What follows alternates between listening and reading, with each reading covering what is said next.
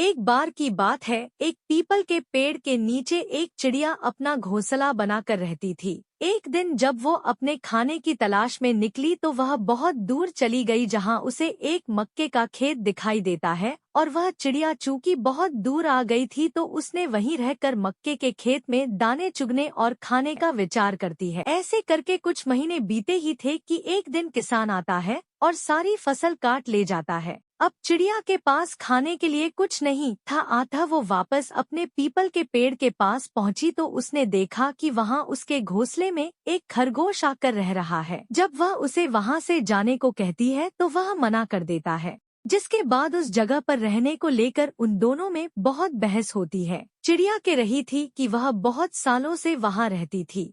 भोजन के लिए उसे कुछ दिन के लिए बाहर जाना पड़ा था। अब जो कि वह वापस आई है तो उसके घर पर खरगोश ने कब्जा कर लिया है। इधर खरगोश बोलता है कि चिड़िया को अपना घर छोड़कर नहीं जाना चाहिए था, और जब चिड़िया इतने दिन वापस नहीं आती है तो खरगोश उसे अपना घर बनाकर रह रहा है, इसलिए वह कहीं नहीं जाएगा।